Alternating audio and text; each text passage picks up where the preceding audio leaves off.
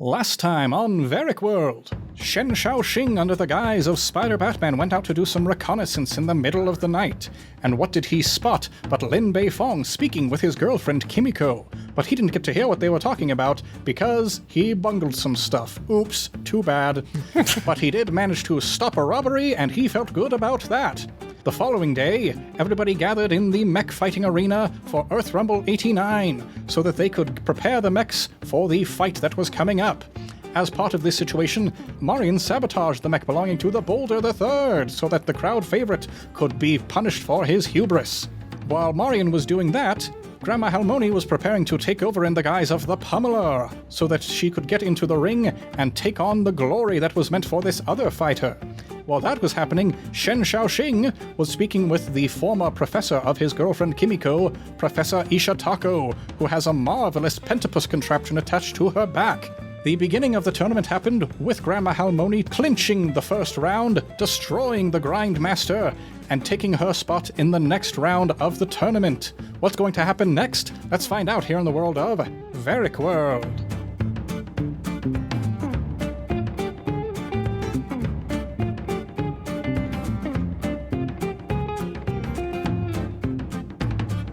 What's shaking, everybody? You're listening to ImpTab Avatar, Varrick World, the Avatar Legends actual play where we make up almost everything on the spot. I'm Ned Wilcock, your host and GM, and today I'm joined by... Connor Wood, star of The Strangers on Quibi.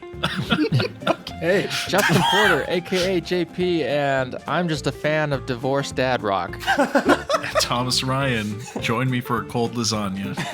Listen, I will hear no shade about cold lasagna. That stuff is legitimately very delicious. That's soul food. Oh, the banter that we have before we start recording. In any case, Everybody, welcome back to the show. We're in the middle of a tournament. That we are. Woohoo. Rock'em sock'em. So we have already seen the results of the first round of this tournament. So I'm going to do just some quick rolling to see what happens in some additional rounds of this tournament. On the same side of the bracket as Grandma Halmeoni, we've got the Reclaimers. It's a mech that's piloted by 3 people, and they walked 1,000 miles to get here. Oh my word! What? Oh boy, the Reclaimers. It's a tag team sort of situation. 3 of them all in one mech, and they are fighting against the Skull, just straight up to the Skull. Who's going to win? The Reclaimers rolled a 5, the Skull rolled a 1. So you're going to be fighting against the Reclaimers in the next round of the tournament here. Jeez. Now, on the other side of the tournament, we've got the Blue Blur versus Jumpman. Oh no. Oh man, Jumpman! Not Jumpman. They don't jump. The Blue Blur gets a 2 and Jumpman gets a 5. So Jumpman wins, just like he did in real life. Of course he does. And then the final situation, we've got the Boulder III versus the Dimeback. Nice. Dimeback? Yeah. What the heck? Yeah, it's not a quarterback and it's not a nickelback. It's just right in the middle. Oh, man. Welcome to Improv Tabletop, everybody, where we make up almost everything on the spot. Okay, so Dimeback, the Boulder III. It's a tie. What? Whoa, what? Yeah, so we're going to go into double jeopardy. Everybody is screaming. This is a performance unlike anybody's ever seen, but you hear Shiro Shinobi from the commentator box saying, "It seems that the Boulder III is moving a bit slower than usual. This is very unexpected, very atypical. What could be going on to make the Boulder III's performance be so unfortunate?" So, in double jeopardy, Dimeback, the Boulder III, holy cow, the Boulder III loses. Whoa. In the first round? In the first round. How embarrassing. You sabotaged him too hard. I guess so. And I was giving the Boulder III advantage on those rolls. Jeez. I want to, when I get a chance, go down and check out the machine, see if there's something wrong with it, because I noticed that there was something going on when I was doing my perch. Yeah, so now that we've made it to the end of this first stage of the bracket, we're going to have the Pummeler versus the Reclaimers, and then Jumpman versus the Dimeback. And they give you some time to kind of go backstage, rest yourselves a little bit while the halftime show is performing. And so when you get back into the sort of green room area, you see that the Boulder III is livid.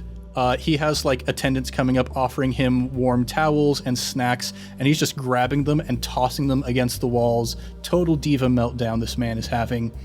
And yeah, you go to check out his mech. Let's have you assess the situation on this mech. 8. 8, so you get 1 question from the list. I would like to say, what should I be on the lookout for? Yeah, so you start peering through and you notice kind of 2 interesting things. You get to the leg area and you see that there have been some holes, it seems, that were maybe like drilled into the pneumatic systems in the leg joints. It looks like maybe they weren't fully all the way through, but then in the pressure of the battle, they burst. So you see there are these burst pneumatic tubes on the legs. But then you also see another really weird thing. When you look in the back of the cockpit area, like right in sort of the area where the chest would be, right behind the heart, you see this weird device that has been kind of bolted in. And you grab some tools from the workbench and you go to remove it, and you hear it beeping ever so slightly. And you look on the back and you see a remote transmitter, and you think back to your superhero training and you're like, is this a bomb that somebody put in the back of this mech? Oh boy. I immediately try to take it out. Your first thought when seeing a bomb is to grab it. I mean, yeah, I gotta take it out, make sure that nobody else gets hurt. That's why you're the hero, man. Yeah, good for you. I wouldn't do it. So let's have you rely on your skills and training with +1 for your assess the situation. 9. Okay, yeah. So you manage to pull it out without anything weird happening, and as soon as you turn around, you're looking right into the face of Professor Ishitako, and she says, "Oh, hello. I see you're here to sabotage these mechs, perhaps?" No. In fact, I found that this was in there. I was trying to stop the sabotage and stuff. Effectively what I'm calling Baldur's Gate 3. Oh my goodness. That is so good. Oh my gosh. Oh my word. Baldur's Gate 3? Are you kidding me? Well, I mean, you get inspiration. It doesn't exist in this game, but Yeah, there it is. I'm making it exist now. And Professor Ishitako reaches out her hand towards the explosive in your hand and says, "Well, how strange it would be if the media got word of the fact that Spider-Batman was found with an explosive by the Boulder the Third's mech. How strange would that be?" It would be very strange because I'm not the one doing this. I'm the one saving the day, so it would be very strange. Well, it's my word against yours. But it's no time for that now. I need to get rid of the bomb. just back and forth. Wait, I got a bomb. I gotta get rid of this. And she lets go of the bomb and steps back a couple paces on her mechanical arms and says, "Oh, you better get rid of that bomb quickly." And she reaches into her lab coat and she pulls out a radio transmitter. Oh, what? Oh no. What are you doing? Call for help. Throw it at her. And then I get my boomerang and I try to hit it out of her hand. All right, roll 2, rely on your skills and training, or push your luck. I'll leave it up to you for this one. So remind me, push my luck. Yeah, push your luck will let you roll with passion instead of focus. Yeah, passion. I do have a better passion. Yeah, so you do have better passion than focus, so it would give you a +1, but when you push your luck, there's always at least some complication that happens. I'm gonna push my luck. I'm gonna do it All right, for an 8. 8, all right. So it's going to cost you to scrape by. You throw your boomerang, and it hits the radio transmitter out of her hand, and it goes skidding across the ground, and your boomerang comes flying back to you. But now you look and you see that the handle on the radio transmitter has been depressed. It has triggered whatever it was going to trigger, and you hear the bomb in your hand beginning to beep faster and faster. Oh dear. I want to assist the situation real quick. Okay. Roll with creativity. Okay. 8. All right, so you get 1 question from the list. What here can I use to get rid of the bomb as fast as possible? Some days you just can't get rid of a bomb. So you see that you're in kind of this secluded corner of the warehouse where like the Boulder the Third, all of his attendants went storming off and left you alone in this part. And like nobody else sees what's happening with you right now.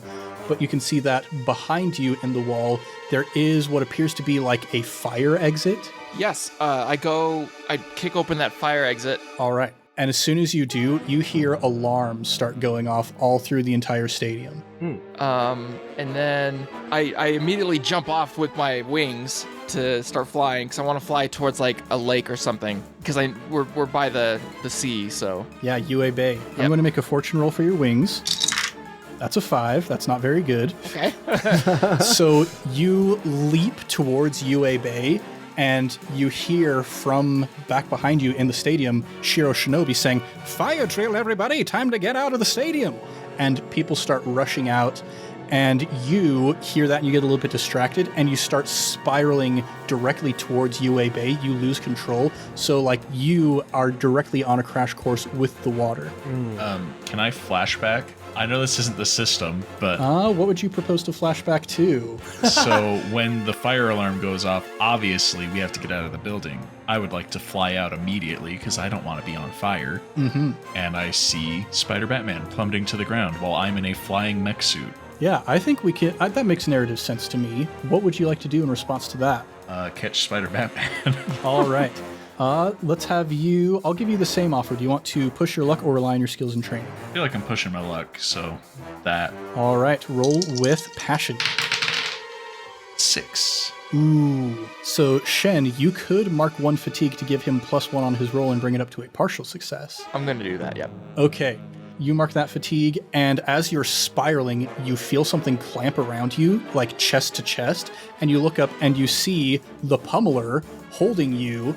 And so now you're both kind of like spinning a little bit, but then Grandma Halmeoni, you manage to right the mecha, and so now you're just flying as normal.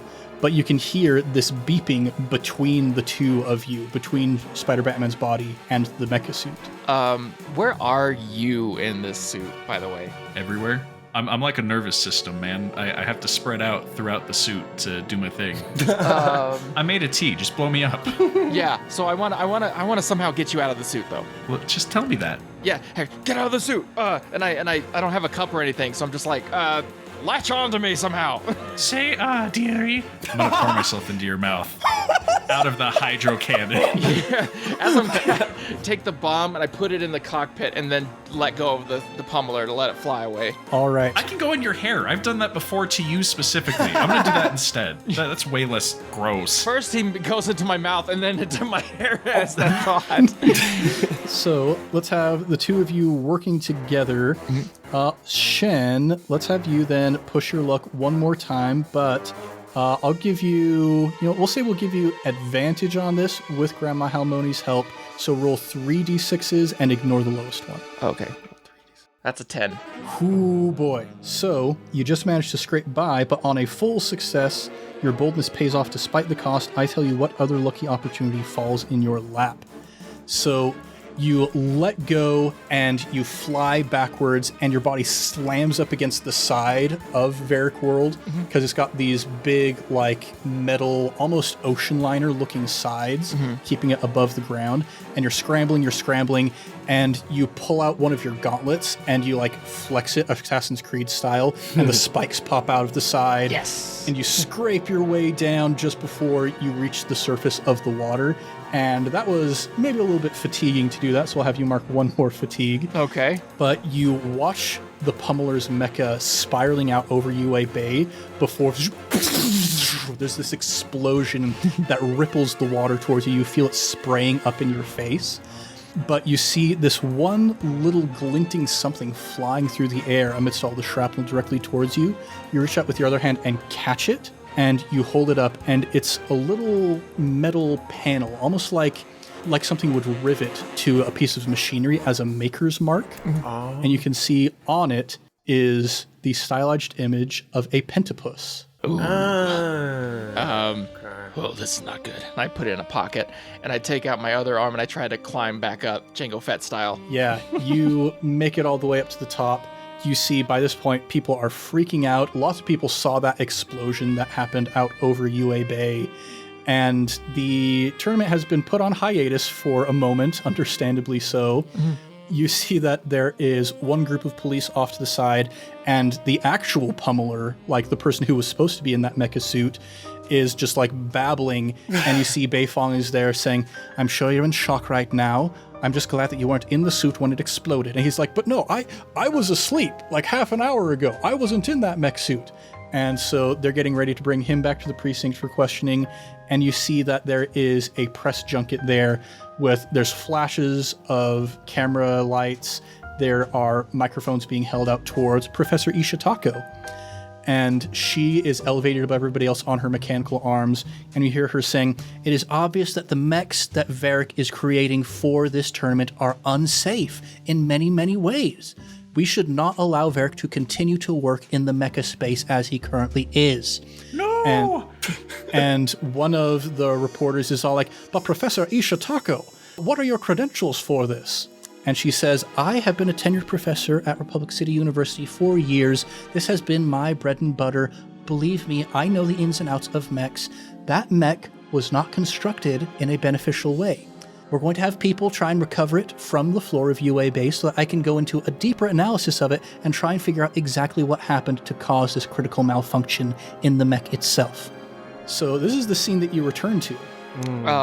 I shout, I'd be like, I think you're involved. And I show the thing. Oh, man. And all of the press turn towards you and say in unison, Spider-Batman! I think that there was sabotage, and I believe that Dr. Ishitako was the one that did it. And I show the coin that I found. This came flying at me after the explosion. At this point, Beifong has walked up next to you and says, may I see that? And I give it to her. She looks at it and holds it up next to Dr. Ishitako's face and says, Professor Pentapus, is it?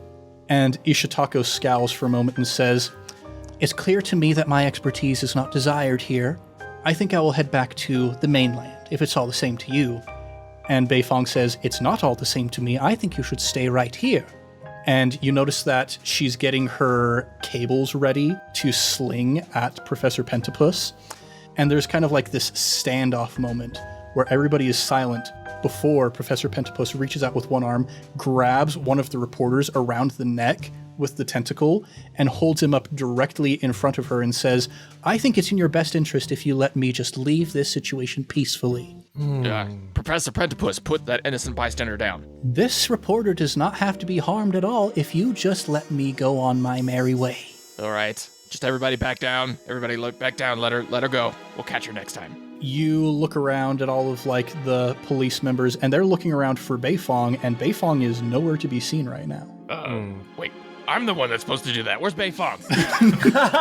As you're looking around to see where Beifong is gone, you turn back, and at this point, Pentapus has also disappeared. Not my best day. And so as the reporters begin clamoring towards you, trying to get the scoop from Spider-Batman, what has Marion been up to this whole time? I'm glad you asked. So, I watched the exchange between this professor and Spider-Batman from the catwalk a while ago. It didn't take the entire interaction for me to kind of realize what was going on, so at that point, I ducked out. I have been watching Professor Ishitako from the shadows for a bit, so I would like to try and trail her in her disappearance. All right. Let's have you then roll to assess a situation. Okay. It is plus creativity. Creativity, 10-4. Okay, I got a 9.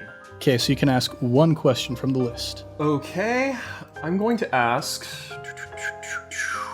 I want to say what is my best way through, but before you answer that, I'd like to, assuming we are alone, I'd like to metal bend the Pentapus arms around her and kind of treat them like a little cage that is snapped. Interesting. Okay. So yeah, here's what I'm going to say. The answer to this question, and this will give you +1 ongoing for future actions, you are following her movements, and you're kind of like watching her as she goes from alleyway to alleyway, sort of trying to chart the direction she's moving, and you realize, oh, she's going for the escape boats. Okay. There are all around the circumference of Varrick World, just in case of emergency, these ports that open up with boats inside of them so that people can get to safety in the event of a catastrophic failure of the buoyancy system. And she's heading in that direction. So you think to yourself, how does she know about the inner workings of Varrick World so deeply? How does she have like these schematics in her mind almost? Okay. So, assuming my metal bending works and I lock her up for a second, I want to approach her and talk. All right. Let's have you then roll to rely on your skills and training with a +1 from that assess the situation. Cool. 9, 10, 11, 12. 12. Yeah, so right before she opens the hatch to get down into the escape pod area, suddenly she feels the arms wrap around her, and she turns to see what's going on, and you are just kind of standing there leaning up against the wall of the nearest building. Hi, Professor. My name is Marion. You may have heard about me or seen me around the Imagineering department. We need to have a talk. So I'm going to approach a little closer and get kind of right up in her face and say, our motives do not align, but I like the direction you're going. You do, however, need to play a little more into subtlety. Otherwise, you're going to be caught before anything real gets done. I am going to hand her a calling card through the little, I guess, cage that she's in, and say, the next time you want to act, I don't really care what it's about, but reach out to these people first. And then I release her arms.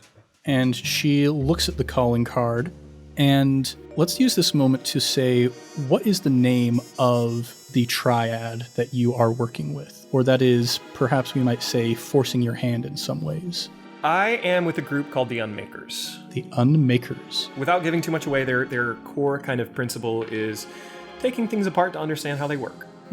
Taking things apart. So I will leave her with, I'm incredibly impressed by your capacity at mechanical engineering. I think you've got a lot of good ideas. I'm sure eventually our paths will diverge a little too closely to be considered allies, but for now, reach out to them next time you're going to act. Otherwise, next time there won't be a conversation. She just kind of stares at the calling card for a moment before asking, what's the most impressive thing you'd say you've ever unmade, Marion? That's what we're working on. I'd say the most impressive thing was a human. But I'd like to take that to the next step. So that's what we're working towards. I'm sure I'll see you around, Professor, but again, subtlety, and I'm gonna jog off. As you are doing that, she's thinking back to your words, unmaking a human, and she looks over at a poster of Varrick, thumbs up, incompetence does not equal malice. And she slips it into her lab coat and disappears down into the escape hatch. All right, so I'm gonna run back to the group and say, I got caught up in the egress of the audience. What is going on? Who's hurt? What's happening? Yeah, so you get back there, and Beifong is there, just trying desperately to figure out what happened. And she says, Marion, did you see Professor Pentapus as you were coming back here? Professor who? I haven't seen anything. I just barely made it out of the building. The woman with the big mechanical spider, whatever arms on her back. Oh, the name's a little on the nose. No, I'm sure I would have seen her if I would have noticed her if I saw her. She's trickier than we thought then. She disappeared down this very alleyway. Oh, gosh. Well, have you sent Spider-Batman after her? He's pretty capable. Capable is a word. She turns to a couple of the other policemen and says, well, scope the perimeter. She can't have gotten far, before she starts walking you back towards the reporting area. And she says, I don't know how this managed to happen. We put Professor Ishitako through our vetting process, and still managed to make it through. But then she pauses and pulls out the calling card of the Grey Lotus from inside of her vest and says, they are masters of deception and disguise. They are already amongst us. Do you think the Grey Lotus could have had something to do with this? It's, I don't know, a little flashy for them.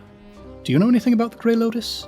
I know I was asked about them just like a couple days ago, so I assume they're in the mix somehow. If they are in the mix. Or am I there? Sorry. You appear out of nowhere. Oh, jeez! He's like, if they are in the mist, we are in a lot of danger. Need to protect the city. both of you, now that you are closer to this calling card, roll to assess a situation on this card here. Okay. And Grandma Halmeoni, are you still in Spider Batman's hair? Yes, and I was gonna ask, could I use my watchful fighter thing to like turbo observe Beifong? Turbo observe. Because normally the watchful fighter is for combat, so this would be a little different. Yeah, I'll say we'll figure out how to flex it in an interesting narrative way. Okay. I got a plus 10. I got a 7. I got a 10. Nice. 10. So that means we actually get all 5 questions from this list. Oh, shoot. Nice. So starting here with, well, which one do I want to start with? What should I be on the lookout for? You look at this calling card of the Grey Lotus and you see what you didn't notice before are words that are subtly woven into the design of this emblem. Oh, cool. And what do the words say? The words say, "Grey as the ash, from which a new forest shall rise." That does not bode well. Okay. So, who or what is the biggest threat? At this point, it's becoming more and more obvious to you that the Grey Lotus is pulling so many threads in ways that you didn't understand. Professor Isatako is working with them. The Agni Kais were working with them when they came to try and kidnap the chiefs of the water tribes. Marion, I think in this moment, you're probably starting to even realize the Unmakers, your higher-ups kept talking about an even further higher-up. Perhaps the Unmakers are even influenced by the Grey Lotus.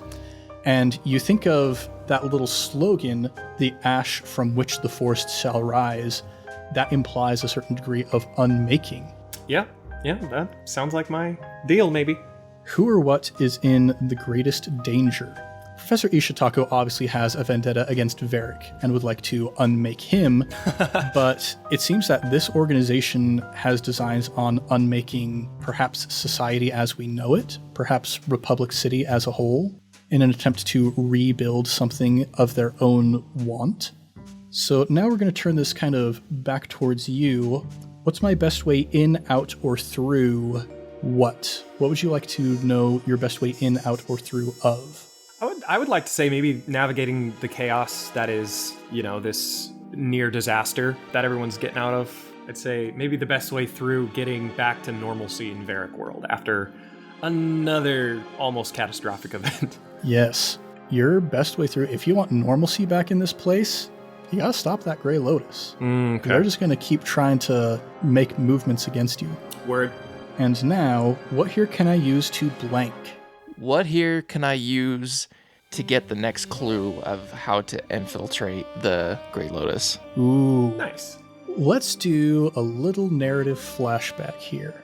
Speaking of flashbacks. So, Chen Shaoxing, how did you come into contact with the Grey Lotus in the first place? Well, when my parents died, I moved to the Fire Nation and got involved with some of the gangs there.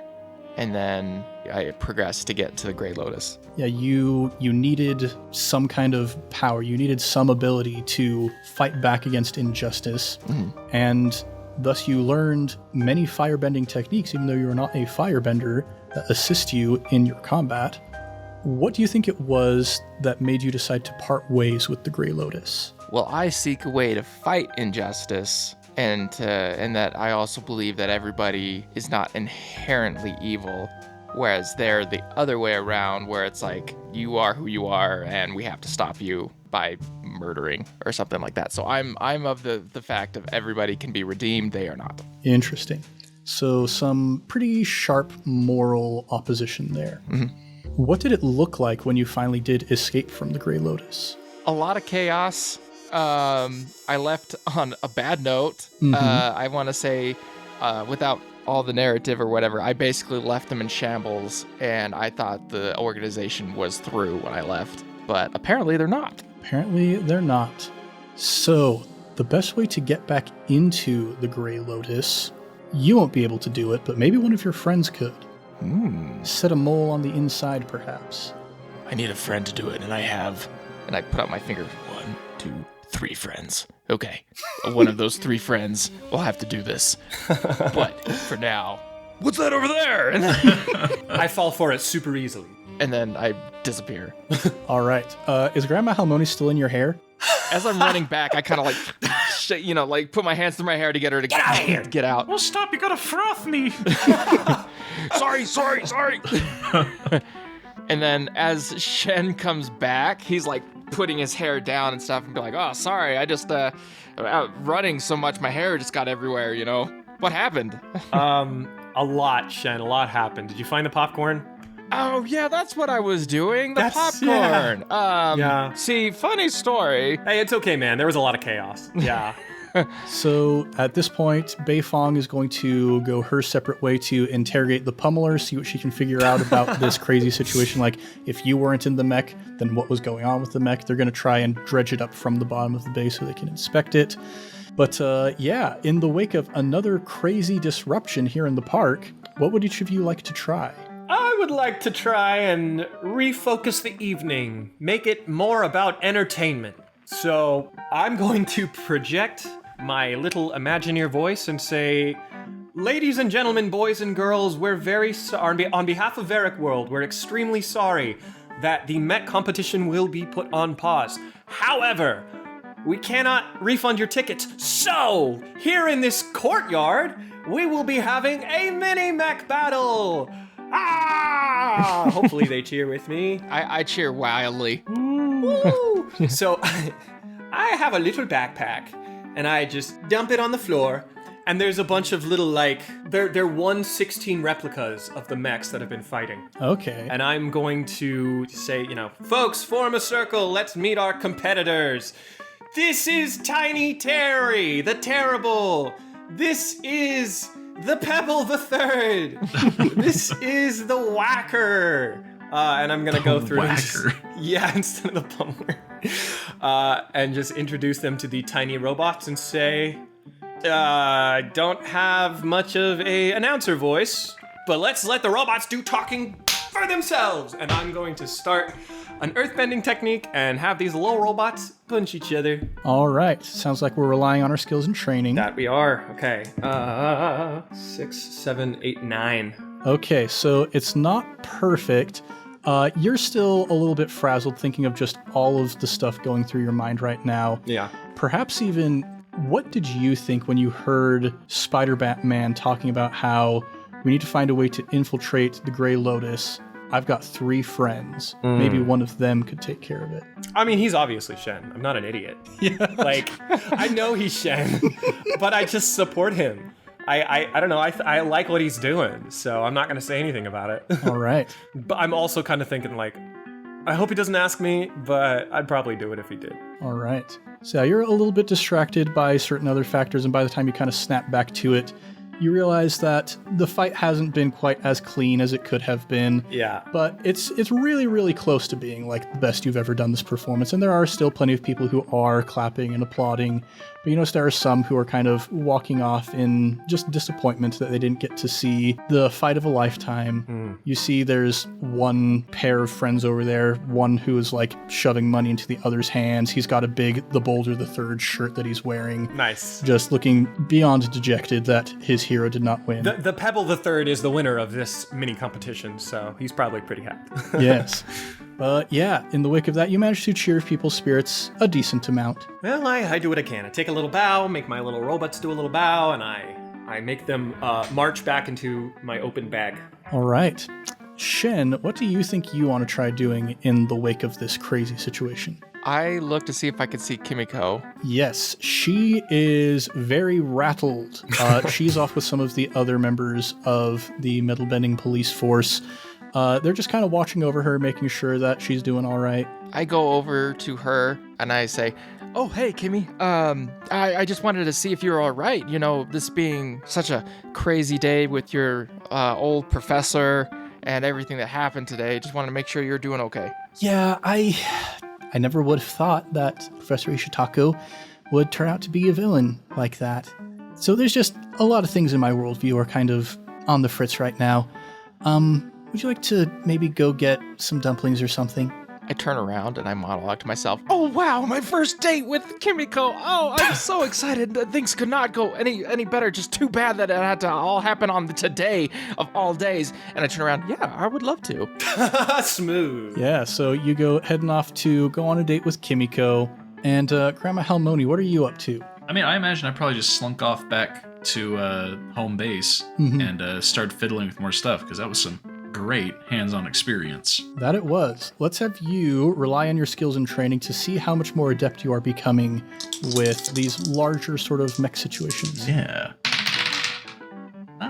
9. Pretty decent. Cool. Yeah, you've still got some ways to go yet. Again, you were in one of the smaller mechs, one of the more lighter and agile ones, so you don't know if you're quite ready to maybe take control of one of the big, like, suit mechs, like the Boulder the Third was using, but you're moving on your way. You're getting more competent. I think I'm going to start stealing scrap parts from places so I can start building a human suit. Okay. Because I would like to be able to walk around like a person. All right. It's pretty nice. From experience, it's pretty nice. It looks fun. When I took over that one guy, Yeah. that was ideal. Yeah, let's have you roll to trick an NPC to see how much stuff you can steal. Oh, great. That's with creativity. Thank goodness for that. That's 8. 8. All right, so you managed to collect a few decent pieces, but the face looks... It doesn't look good. You're not tricking anybody with that face. Oh, I've got to work on the face a bit. Looks a little not human. Just a little bit. So, yeah, as we are all kind of coming down from this crazy situation, trying to put our thoughts together on how we want to proceed forward, sounds to me like maybe you've all grown a little bit during this escapade. All right. Let's ask some questions. So let's go through our growth questions. Yes! First of all, did you learn something challenging, exciting, or complicated about the world? Yeah. Yeah. Yeah. I got a new villain. It's great. I learned a little more details about what may or may not be the big bad. I don't know. Yeah, may or may not be. So yeah, I think we all learned something pretty crazy. Yeah. Next, did you stop a dangerous threat or solve a community problem? Yes. Yes, I did. Yes. At the cost of the pummeler's suit. I am sorry about that. R.I.P. Rest in pummel. So we all helped to stop the pummeler from dying and also stopped Professor Pentapus from poisoning the media outlets. And now, each of you, did you guide a companion towards balance or end the session at your center? Nope. I'm at my center. If my center is off of the actual center, but I'm at the off-center center, am I centered at my center? Yes. Because the center can be moved up and down a little bit. Your center is actually +1 integrity, -1 society. Oh, cool. Then we get to our individual questions for everybody. For Marion, did you try to make amends for past mistakes or prove that you're a different person now? Yes. The past mistake being the tournament got canceled. So I improvised and brought some little guys to entertain the masses. Works for me. Now, we're seeing this really interesting manifestation of the control versus the connection, where Marion obviously still is very much working in the interests of the Unmakers, but at the same time, he really wants people to be happy here in Varrick World, and we're seeing a lot of that tension between the two. Yeah, I like Varrick World. Okay, so yeah, we can give you one for that. Booyah. Now, JP, did you resolve an issue or conflict relying on something other than your trainings? I got a date. Get a date. That's pretty The good. greatest conflict yet. Yeah. Love. All right, that works for me. And then, Grandma Halmeoni, did you learn something meaningful about a new group or community? The Grey Lotus is trying to destroy Republic City. That feels like a meaningful thing to me. Yep. So we can get you some growth for that. All right, now let's look at our advancement. Does anybody have 4 or more growth? Yeah, last time I had 3, and I think I just got 4. So. Likewise, I had 3 and then I got 4 more. Booyah. So that means we're going to get an advancement for each of you. I'm gonna raise a stat. All right, which one are you going to go with? It goes maximum +2, right? Yep. Okay. I'm gonna raise my creativity to +1 from 0. All right, And that's it for me. cool. And Grandma Halmeoni. I'm going to take a new move for my playbook, specifically high risk, high reward. When I push my luck by pulling off an over-the-top and creative stunt, mark of fatigue to roll with creativity instead of passion. Well, look at that. Nice. Man, 2 different abilities that will let you roll with creativity instead of the thing you're supposed to roll. I didn't plan that. Hey man, as long as it works. We're min-maxing this grandma. Do I get an advancement or whatever? You answered yes to all 4 questions, correct? Yes. So I was going to just add a +1 for focus, so now I have +1 for everything. Oh, nice. There we go. Yeah. Nice and even across the board. Perfect. Yep. There you go. So that is growth and advancement. And now we've got our once per session moves. So, Grandma Halmeoni, would you like to change your third background to something other than urban or leave it where it is? Urban has really been working out for me. I'm sticking with that. Nice. All right. And now to Connor, do you want to roll to make amends? Yeah, let's roll to make amends. All right. We're going to add +1 to your roll for each yes that you answer. Did you make amends directly to a person you harmed? No. All right. Are you at your center? No. And did someone honestly thank you for your efforts or forgive you for your mistakes? No. All right. So, just 2d6. Okay. Whee. Oh, good. I got a 5. Great. Cool. So on a miss, something's off. You don't feel you've changed. Choose someone here to ask what more you can do. They will tell you, and the GM will shift your balance twice based on what they say. What? Yowza. Okay. I don't know. I guess Chen seems pretty earnest. Hey, Chen.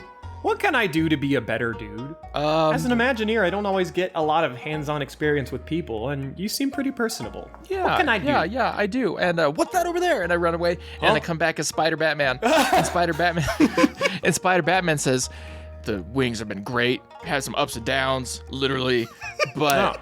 I think I need something that I could be able to grab from a distance, like a whip or a web or something, you know. So I think if you could create me something to do that, that'd be great. Thank you, Spider Batman. So the answer to what can I do to be a better person is make better gear for Spider Batman. Yes. Okay. I can do that. Easy. Not even a problem. I shift your balance twice in response to that. I think we'll move 1 towards connection because you're connecting with Spider Batman, but that's as far as you can go in the direction of connection. So I guess we'll shift you 1 back towards control. Whoa. Get some major whiplash. Okay. So I had a completely a total net zero conversation with Spider Batman. Yes. Great. Cool. That felt good. You feel like something is pulling you in the direction of connection, though. Cool. All right, so that is all of our once per session moves. That is our growth and advancement. So yeah, before we close up this session, I just want to ask each of you if you have any ideas on where you feel like you want to move next based on what we've learned today. Out of Republic City. Yeah, right. This place is a nightmare. I would like the next event to be subjectively smooth. Subjectively I would also, however, like it to still fail, but we'll see. I know we've got an embassy visitor coming up. I don't know if that's the next event, but I don't know. I want things to go well for Varrick World. I am genuinely rooting for it. All right. Does Chen have any idea of where he might like to go next based on what we've learned today? He wants to go on his date. Perfect. Yep. Okay, with that then, I think we will conclude here, and we'll see what happens next time in Varrick World. Woo! Yes! Whoop, whoop. Man, all kinds of crazy stuff going on in this place already. That there is. Ridiculous. Yeah. I've got some thinking to do about the future of these various organizations. We are weaving a tangled web, as it were. That we are. I mean, there's spiders here, so what else can you expect? Well, everybody, thanks for listening to ImpTab Avatar, and we'll be back next time with more adventures in the world of Varrick World. If you want more, go and subscribe, maybe even give us a review. We would be as happy as a geek who got asked on a date if you would go ahead and give us a review on the podcatcher of your choice. We're also all over social media at Improv Tabletop, so if you'd like to connect with us, maybe you'd like to talk with Thomas about the ways that he is min-maxing his character so thoroughly, don't be afraid to reach out. Now it's time to shout out our next batch of Sticker Club patrons. Woo, woo, woo! And the people we're shouting out this week are Paul Cosgrove, Peter Olms, and Sarah Martin. Oh my. I love those guys. Yes. These are some of the reporters who were there helping to cover the story, and they realized that maybe not all of the information is as it seems. They maybe are going to start doing some of their own investigations on the side, see if they can figure out what's happening here in Varrick World. Nice. One of them is Drew Tape. Oh, boy. Yep. Listeners, if you want to go listen to Noirnia, that was a pretty fun Fate campaign we did. Now we have a tie-in. Yes.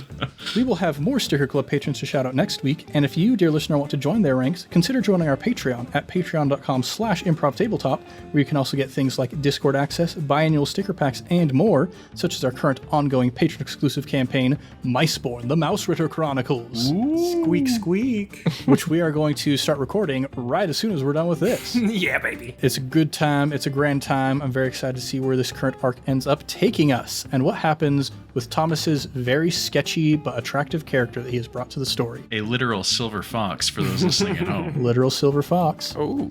Now, let's do a round of plugs. And Thomas, would you like to take that this time around? I would be honored. First of all, go listen to iCast Fireball, our D&D 5e actual play sister podcast starring our very own Ned Wilcock as a character whose name I've completely forgotten. Yeah, it's a good character. But he's a good character. I remember that. You're going to have to listen to figure out what it was. Yeah, it's a mystery. Go solve it. Aside from that, man, what do I want to plug today? I was told before we started that I'd be doing plugs, and I completely forgot. I was going to do something cool, too. All right, well, I'm going to go plug talking to your neighbors. Be friends with your neighbors. Even if you think you might not get along with them, and you might not. I'm not going to make any promises. Give it a shot. At least try and talk to your neighbors. If you can catch them while they're riding around on their four-wheeler. Yeah, Right. If you can catch them. Shout out to that divorced dad. Good heavens. And Divorced Dad Rock. Divorced That's Dad the Rock second is thing what I'm we're- plugging. Yes. Lukewarm tunes to eat cold lasagna to. We love it. Well, everybody, thanks for joining us here in the world of ImpTab Avatar, Varrick World. I'm Ned Wilcock, your host and GM, and I've been joined by... Connor Wood, the current president of America, just announced he's not rerunning. Wait, really? Wait, is that for real? Yeah, that's for real. Oh, dang. I was going to bring it up afterwards. That just happened? Yeah, like while we were recording. Anyway, that's Oh, me. you just timestamped this, man. Yeah, I did. Justin Porter, a.k.a. JP, and Brilliant But Lazy.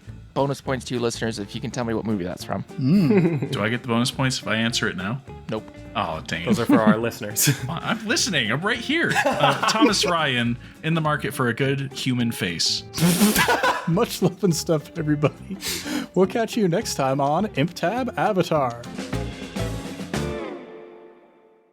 I know you guys can hear it's not a motorcycle that's driving by me. It's a, this guy's got a four-wheeler and he seriously he just goes in a circle in our apartment and just drives by. And I'm just like, go drive it somewhere else. Why, Well, he can't hear you telling him to drive it somewhere else because he's too busy listening to Divorced Dad Rock. Yeah, he is the epitome of what divorced dad. When you look out there too, you probably he's probably a divorced dad. I don't know.